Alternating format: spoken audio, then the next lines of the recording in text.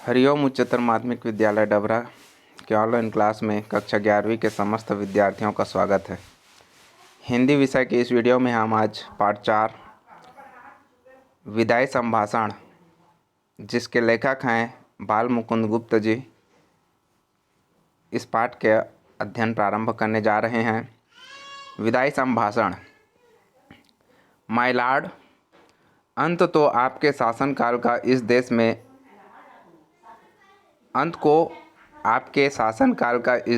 अंत हो गया। अब आप इस देश से अलग होते हैं।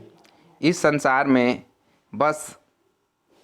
संसार में सब बातों का अंत है। इससे आपके शासनकाल का भी अंत होता। चाहे आपकी एक बार की कल्पना के अनुसार आप यहाँ के चिरस्थायी वायसराय भी हो जाते, किंतु इतनी जल्दी वह समय पूरा हो जाएगा ऐसा विचार न आप ही का था, न इस देश के निवासियों का। इससे जान पड़ता है कि आपके और यहाँ के निवासियों के बीच में कोई तीसरी शक्ति और भी है, जिस पर यहाँ वालों का तो क्या आपका भी काबू नहीं है। तो इस पैराग्राफ में बाल मुकुंद जी ने ऐसा वर्णन किया है। विदाई संभाषण। विदाई संभाषण कहने का मतलब, विदाई मतलब होता है जब कोई आदमी कोई जगह या किसी स्थान को छोड़ के जाता है, ठीक है, या दूर होता है। और संभाषण मतलब उनके विदाई के समारोह में या उनके विदाई या छोड़ के जाने के घटना के बारे में जब कोई अपना भाव व्यक्त करता है या अपना विचार व्यक्त करता है तो उसी को संभाषण कहते हैं।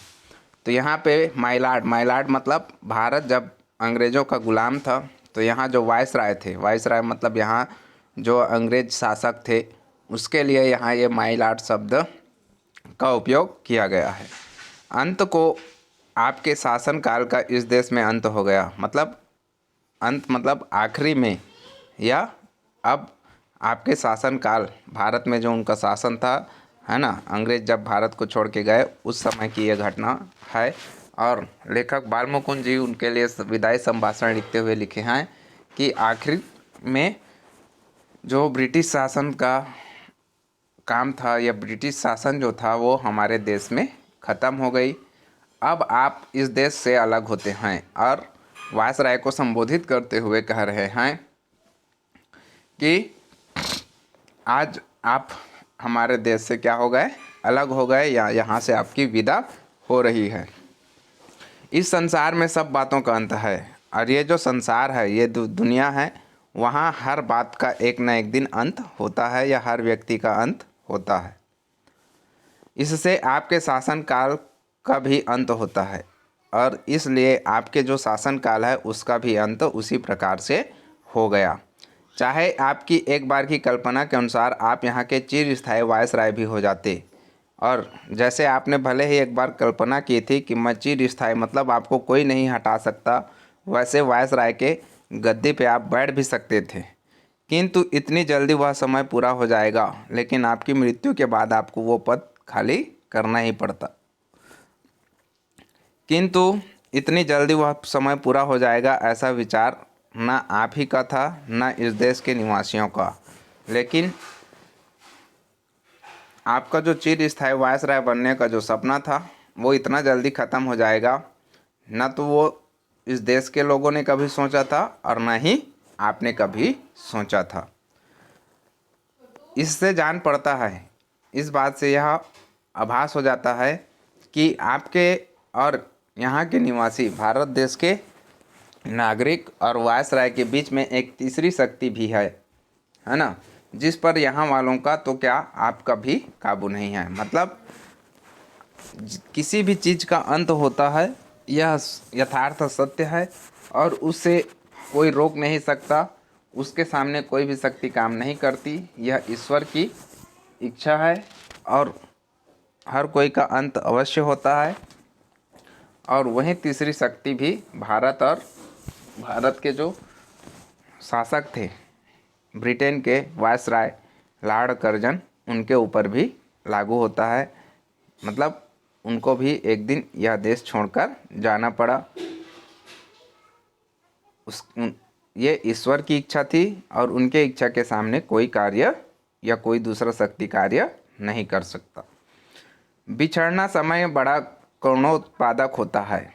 आपको बिछड़ते देखकर आज हृदय में बड़ा दुख है माइलाड। आपके दूसरे बार इस देश में आने से भारतवासी किसी प्रकार प्रसन्न न थे। वे यही चाहते थे कि आप फिर न आवें, पर आप आए और उससे यहाँ के लोग बहुत ही दुखित हुए। वे दिन रात यही मानते थे कि जल्द श्रीमान यहाँ से पधारें, पर अहो, आज आपके जाने पर हर्ष की जगह विषाद होता है। इसी से जाना कि बिछड़न समय बड़ा करुणोत्पादक होता है, बड़ा पवित्र, बड़ा निर्मल और बड़ा कोमल होता है। वैर भाव छूटकर शांत रस का आविर्भाव उस समय होता है। तो बाल मुकुंद जी लिखे हैं दूसरे पैराग्राफ में, बिछड़न का समय। बिछड़न का समय मतलब विदाई का जो समय होता है। कोई आदमी किसी जगह को छोड़कर या अपने को छोड़कर जब जाता है तो वो जो समय होता है वो क्या होता है? करुणोत्पादक, मतलब दुख उत्पन्न करने वाला होता है। आपको बिछड़ते देखकर यह हृदय में बड़ा दुख है। और आप वायसराय लॉर्ड कर्जन को कह रहे हैं कि आप भारत को छोड़कर अपना देश जा रहे हैं, तो आज भी हमें दुख हो रहा है। आपके दूसरी बार इस देश में आने से भारतवासी किसी प्रकार प्रसन्न न थे। भले ही जब आप भारत में आए तो जो भारतवासी थे वो आपके आने के कारण किसी भी प्रकार से खुश नहीं थे। वो आपको दोबारा भारत में आने देना नहीं चाहते थे। लेकिन आज जब यह देश आप छोड़ के जा रहे हो, फिर भी आपके जाने के कारण आज भारतवासियों का मन जो है वो दुखी है। वे दिन रात यही मानते थे। जब आप आए थे तब भारतवासियों का यही सोच था, या वो दिन रात यही प्रार्थना कर रहे थे कि आप यहाँ ना आए। आपके आज आपके जाने पर हर्ष की जगह क्या हो रहा है? विषाद होता है। जो भारत देश के वासी आपको भारत दोबारा आने से खुशी नहीं थे और आप भारत आए, लेकिन आज जब आप भारत छोड़ के जा रहे हैं तब भी आज भारत देश के निवासी जो हैं वो खुशी नहीं मना रहे हैं, बल्कि उनको एक दुख हो रहा है। इसी से जानना कि बिछड़न समय क्या होता है?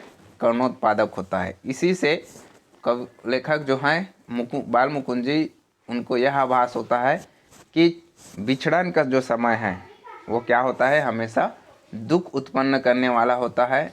बड़ा पवित्र, बड़ा निर्मल, और वो बड़ा ही पवित्र होता है, बड़ा ही निर्मल होता है, कोमल होता है और साफ होता है और बड़ा कोमल होता है। कहने का मतलब उस समय व्यक्ति का जो मन है वो कोमल हो जाता है।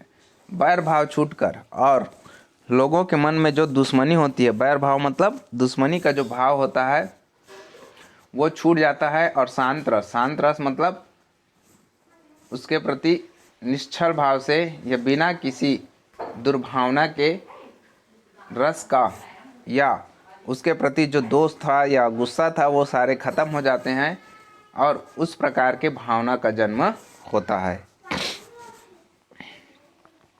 माइलाड का देश देखने का इस दिन ब्राह्मण को कभी इस जन्म में सौभाग्य नहीं हुआ। इससे नहीं जानता कि वहाँ बिछड़ने के समय लोगों का क्या भाव होता है। पर इस देश के पशु पक्षियों को भी बिछड़ने के समय उदास देखा है। एक बार शिव शंभू के 2 गायें थीं। उनमें से एक अधिक बल वाली थी। वह कभी कभी अपने सींगों की, तो यहाँ पे तीसरे पैराग्राफ में लेखक बाल मुकुंद गुप्त जी ने ऐसा वर्णन किया है। माइलाड मतलब लॉर्ड कर्जन को संबोधित करते हुए वो कह रहे हैं कि मैंने आपके देश, दिन ब्राह्मण मतलब जो बाल मुकुंद हैं वो गरीब थे और ब्राह्मण जाति के थे, इसलिए वो कभी ब्रिटेन जाकर लॉर्ड कर्जन का देश या ब्रिटेन को उन्होंने नहीं देखा है, ऐसा वह कह रहे हैं। इसलिए वो नहीं जानते कि आपके देश में जब कोई व्यक्ति बिछुड़ता है तो वहाँ कैसा भाव या वहाँ के लोगों का व्यवहार कैसा होता है। पर हमारा जो भारत देश है ना, लेखक बाल मुकुंद जी का ये कहना है कि जो भारत देश है, इस देश में पशु पक्षियों में भी बिछड़ने के समय क्या हो जाता है? उदासीपन या दुख की भावना देखा है। वो एक घटना बतला रहे हैं। एक बार शिव शंभू की 2 गायें थीं। एक व्यक्ति था शिव शंभू नाम का, जो 2 गाय रखा हुआ था। उनमें से एक क्या था, बलशाली थी, मतलब एक हिष्ट पुष्ट थी। वह कभी कभी अपने सींगों की, और वो जो बलशाली गाय थी वो कभी कभी क्या कर देती थी, अपनी सींगों की टक्कर से दूसरी कमज़ोर गाय को गिरा देती थी। और शिव शंभू की जो 2 गायें थी उसमें से एक बलशाली थी और एक क्या थी, कमज़ोर थी। तो जो बलशाली गाय थी वो अपने सींगों से मारकर जो कमज़ोर गाय थी उसको क्या कर देती थी, गिरा देती थी। एक दिन वह टक्कर मारने वाली गाय पुरोहित को दे दी गई और एक दिन जो बलशाली गाय थी वो पूजा करने वाले पंडित को दान में दे दिया गया। देखा कि दुर्बल गाय उसके चले जाने से प्रसन्न नहीं हुई, और जब वह गाय पुरोहित को दे दिया गया तो शिव शंभू के घर से जब उस बलशाली गाय को ले जाया गया, तब जो कमज़ोर गाय थी जिसको वो हमेशा मार दिया करती थी, वो गाय उसके जाने से खुश नहीं थी, वो दुखी थी। वरंच उस दिन वह भूखी खड़ी रही। वरंच मतलब, और वह उस दिन क्या हुई, कुछ खाए पिए बिना ही भूखी खड़ी रही। चारा छुआ तक नहीं, उसने घास को छुआ तक नहीं।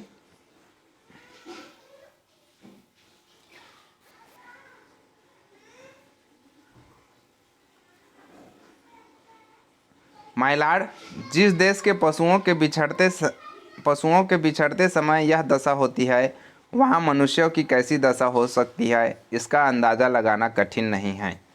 तो वो लेखक बालमुकुंद जी कह रहे हैं अपने भाषण में, उन्होंने ऐसा वायसराय लॉर्ड कर्जन को संबोधित करते हुए कह रहे हैं, माय लॉर्ड, जिस देश में या भारत देश के पशुओं में जब ऐसी भावना है, जब पशु अपने को नुकसान पहुंचाने वाले दूसरे पशु के चले जाने से दुखी हो जाते हैं, तो इस देश के मनुष्यों में कैसी दशा होगी या कैसा भाव जागृत होता है, यह इसका अंदाज़ा आप आसानी से लगा सकते हैं। आगे भी इस देश में जो प्रधान शासक आए, अंत में उनको जाना पड़ा। इससे आपका जाना भी परंपरा की चाल से कुछ अलग नहीं है। तथापि आपके शासनकाल का नाटक घोर दुखांत है, और अधिक आश्चर्य की बात यह है कि दर्शक तो क्या, स्वयं सूत्रधार भी नहीं जानता था कि उसने जो खेल सुखांत समझकर खेलना आरंभ किया था वह दुखांत हो जाएगा। जिसके आदि में सुख था, मध्य में सीमा से बाहर सुख था, उसका अंत ऐसे घोर दुख के साथ कैसे हुआ। आह, घमंडी खिलाड़ी समझता है कि दूसरों को अपनी लीला दिखाता हूँ, किंतु पर्दे के पीछे एक और ही लीलामय की लीला हो रही है, यह उसे खबर नहीं। तो लॉर्ड कर्जन को संबोधित करते हुए बालमुकुंद जी ने अपना विदाई संभाषण में यह लिखा है कि आगे इस देश में, आपसे पहले भी इस देश में कई वायसराय आए और वो भी चले गए। इससे आपका भी जाना आवश्यक था या आप भी जाते, यह कुछ अलग नहीं है, इसमें कोई नया नहीं है। इसलिए जब आपसे पहले भी कई वायसराय बनकर आए थे और वो चले गए, उसी प्रकार आप भी वायसराय बन के आए और आपको भी जाना था, ये कोई नई बात नहीं है।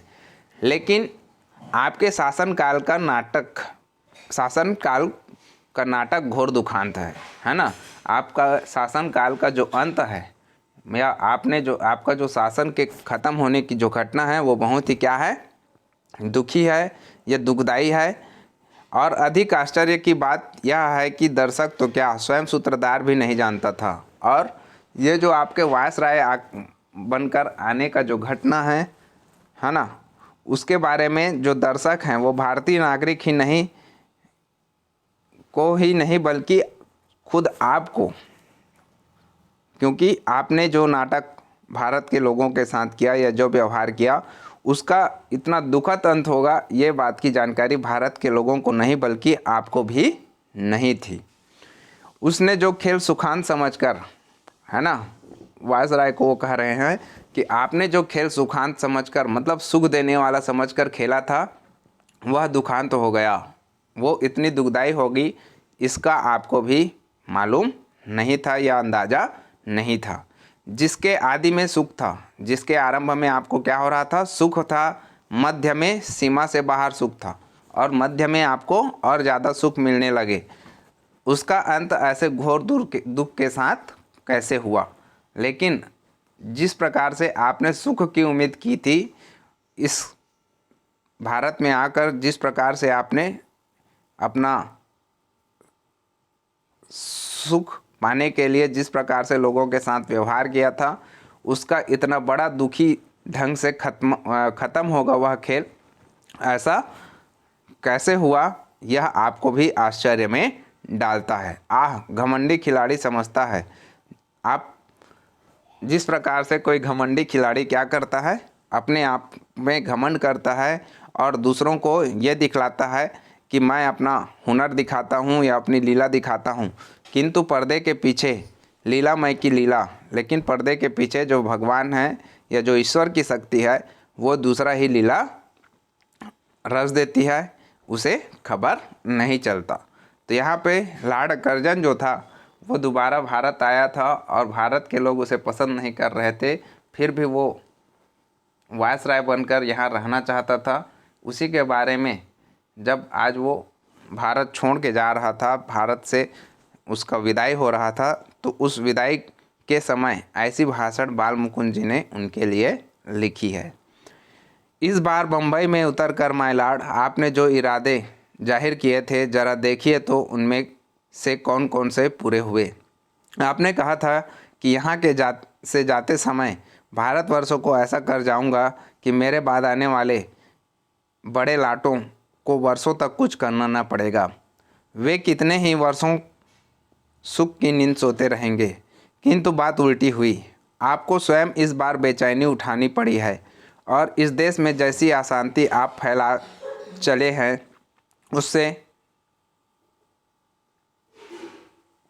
उसके मिटाने में आपके पद पर आने वालों को न जाने कब तक नींद और भूख हराम करना पड़ेगा। इस बार आपने अपना बिस्तर गर्म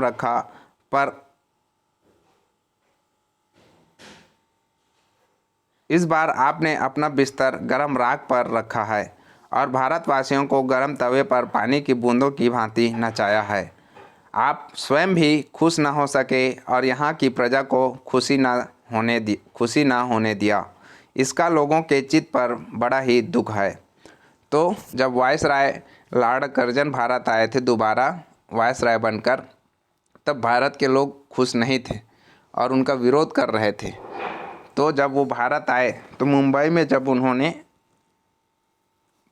आगमन किया या जब वो जहाज़ से उतरे, तब उन्होंने अपना इरादा जाहिर किया, अपना विचार व्यक्त किया था और कहा था कि इस समय भारत से जाते वक्त मैं ऐसा काम करके जाऊंगा जिस मेरे बाद आने वाले जो भी वायसराय होंगे उन्हें कुछ करना नहीं पड़ेगा, वो सुख की नींद सोएंगे। किंतु यह बात उल्टी हो गई, मतलब यह बात गलत साबित हुआ। आप स्वयं इस बार सुख की नींद नहीं सो पाए, आप खुद बेचैन हो गए या आपको खुद को रातों को दुख उठाना पड़ा। और इस देश में जैसी अशांति है ना, और आपने वायसराय रहकर जिस प्रकार से इस देश में अशांति फैलाने का काम किया, उसको मिटाने के लिए या उस अशांति को फिर से शांत करने के लिए जो नया वायसराय आएंगे उनको भी कई रातों की नींद या अपना भूख क्या होगा त्यागना पड़ेगा, है ना, या भूखों का या रात की नींद और अपनी शांति का त्याग करना पड़ेगा। इस बार आपने क्या किया, अपना बिस्तर जो था वो गर्म राख पर रखा और भारत के लोगों के साथ जो लॉर्ड कर्जन थे उन्होंने बहुत ही गलत दुर्व्यवहार किया था, लोगों को बहुत ज़्यादा सताया था। और जिस प्रकार से गर्म तावे पे क्या करते हैं, पानी की छींटा या पानी की बूंदे को गिराने से वो क्या होता है, गर्मी से इधर उधर उछलने लगता है, उसी प्रकार लॉर्ड कर्जन भी जब भारत में दूसरे बार वायसराय बनकर आए तो उन्होंने भारत के लोगों को बहुत ज़्यादा प्रताड़ित किया, अपने इशारों पर नचवाया और भारत की जनता को बहुत ज़्यादा उन्होंने शोषण किया। आप स्वयं भी खुश न हो सके और उन्हीं के विदाई के समय बाल मुकुंद गुप्त जी जो लेखक हैं, उन्होंने उनके लिए भाषण लिखा है और उसमें उन्होंने किया कि जो व्यवहार आपने भारत के लोगों से के साथ किया उसका यह परिणाम हुआ, न तो भारत की जनता खुश हुई और न ही आप खुश हो सके और यहाँ की प्रजा को खुशी ना होने दिया। मतलब यहाँ की प्रजा को भी आपने कोई आराम या कोई सुख नहीं दिया। इसका लोगों के चित्त पर भी बड़ा ही दुख है। इसलिए जब आप आज जा रहे हैं तो आपने जो गलत व्यवहार किया है उस गलत व्यवहार का दुख आज भी लोगों के विचार में है या उनके हृदय में आज भी है। आज के लिए इतना ही, धन्यवाद। विदाई संभाषण के शेष भाग का अध्ययन हम अगली वीडियो में करेंगे। धन्यवाद।